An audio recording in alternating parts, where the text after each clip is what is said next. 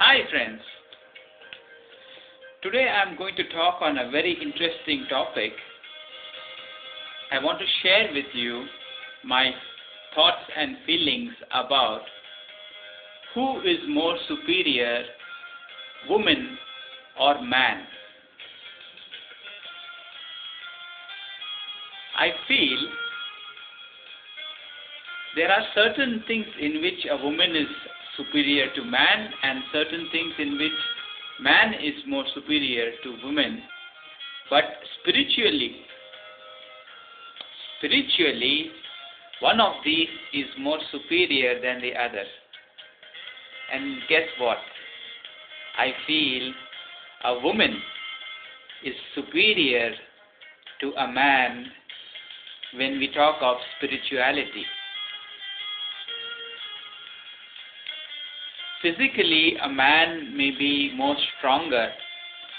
A man has a higher intellect and reasoning capacity, but a woman has a greater feeling, greater Shakti, more energy. A woman can bring new life into the world and raise a child.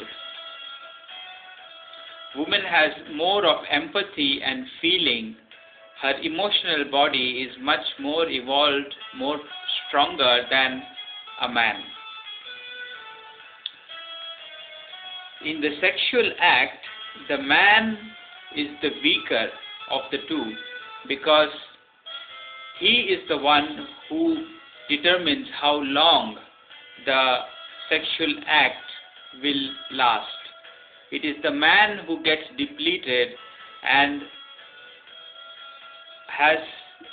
is weaker of the two in the sexual act. Spiritually, a woman is more superior because her emotional body, her feelings are more developed. Now, that doesn't mean that all women are superior or all men are inferior or other way around.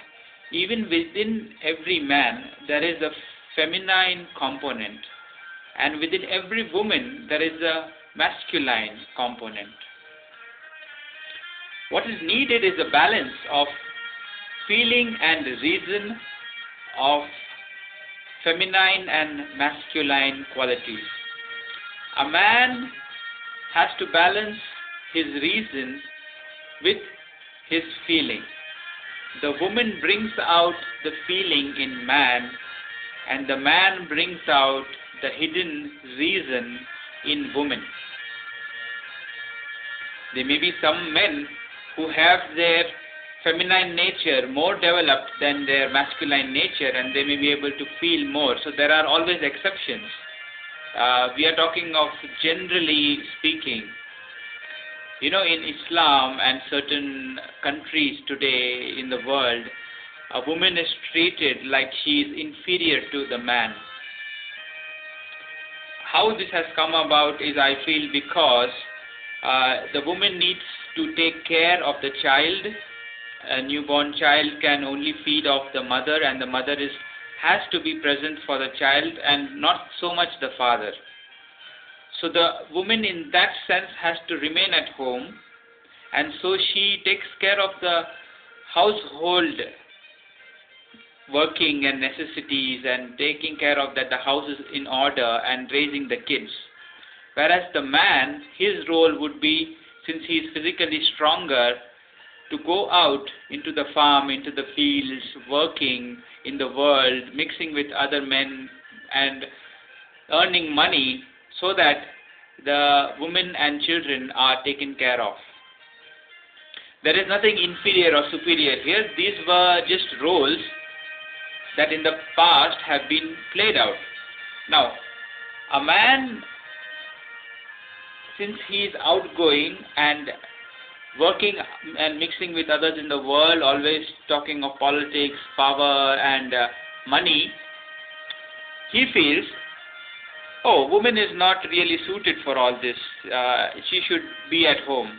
But without the woman, a man cannot be raised even. And that is a very necessary, essential part. A woman may feel that, oh, I don't need to get involved in all these nonsense things like earning money and power and politics. More important is raising the family, taking care of the day-to-day needs, making the house beautiful and clean. So that used to be the role of women. Now today, because man is into politics and egoistic ruling that we have caused so much of problems and wars and conflicts in the world.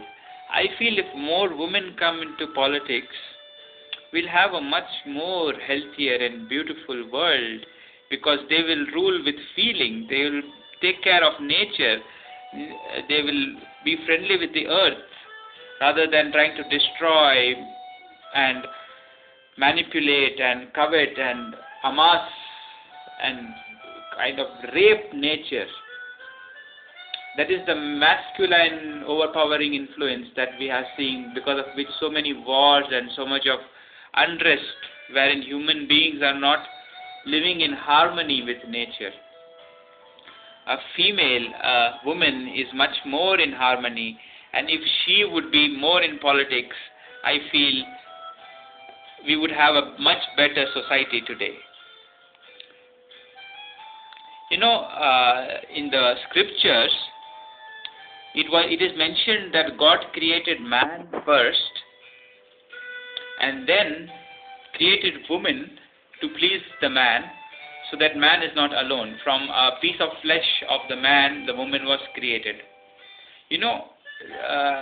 There is a joke, or there may be a real truth to this story, but it is said that in fact, in reality, in truth, God created woman first.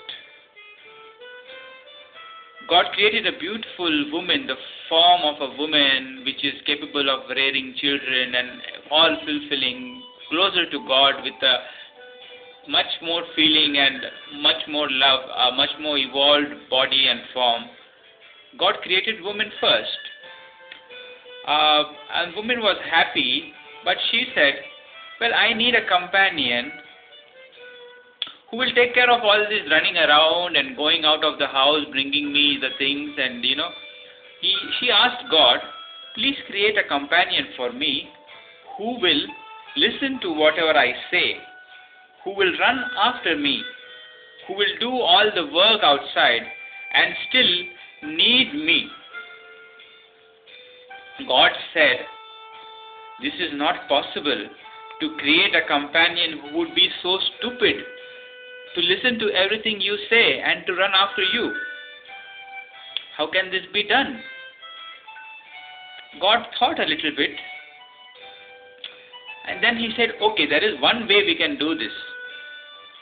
You will create man and make him little stupid. You will give him a lot of reason and lot of superiority complex. We will make him think that, we created him first. We'll give him a bigger ego, and only then he will feel a lack within himself, so that he will always be running after you and listen to whatever you say. So to do this, we'll have to tell him that we created him first, because he will have a big ego and he will be very stupid. So he will not be able to believe that we created you first and then created the man. So this will be a secret between you, woman, and between me, God, that we will now create a man and we will tell him that we created you first and then we created the woman for you, so that he feels very superior, and then he will be listening to whatever he says, whatever you say, woman. That is how, in the scriptures, God is saying that we created man first, so that a man believes, yes, I am superior. Actually, if you see, in fact, there may be some truth to this story. This may be a joke, but there may also be some truth, because, see, a man has this inferiority complex because of which he needs to be superior. If you see a bully in a school, the one who is trying to pin down everyone, and a very outgoing macho type of a bully who is hitting other kids and fighting with other. If you look at the root of why he is doing that, you will find there is an inferiority complex in that person. He is having some fear. He has to show that he is bigger than others, greater than others.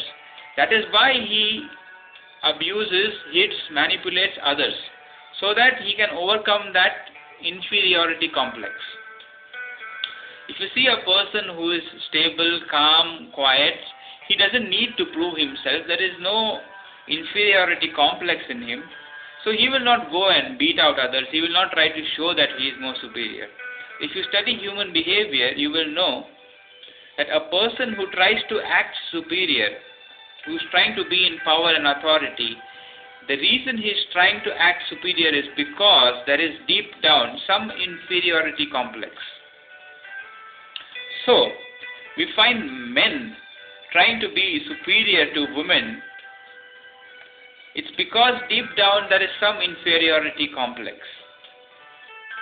That is why they have to prove that they are superior.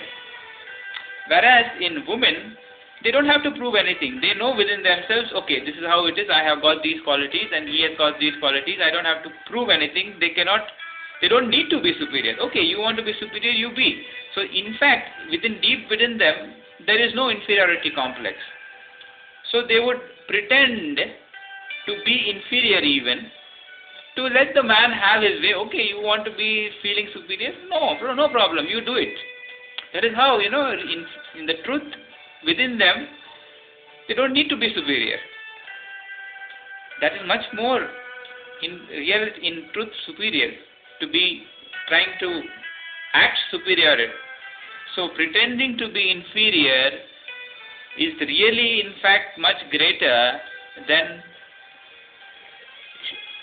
showing your superiority over others. So just because man is more physically stronger doesn't mean he is superior. A woman has got much more emotional and feeling superiority. So in different ways, in fact it is a balance. Both have to be balanced. The balance is much more desirable, much more superior, much more elegant, in harmony with nature. In nature, everything has its poles. If the feminine is like Shakti, nature, then the masculine is like the Devatas, the gods, the Shiva. So the stillness and peace, silence, bliss, these are the masculine qualities. Whereas the movement, the dancing, the energy, the Shakti, the spirit, the Kali, these are the feminine.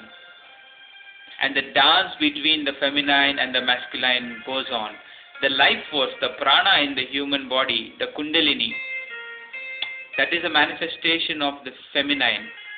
And it wants to seek its mate, the Shiva, here. That is the masculine. So in fact, all of nature has these polarities in gender, masculine and feminine, in different planes of existence.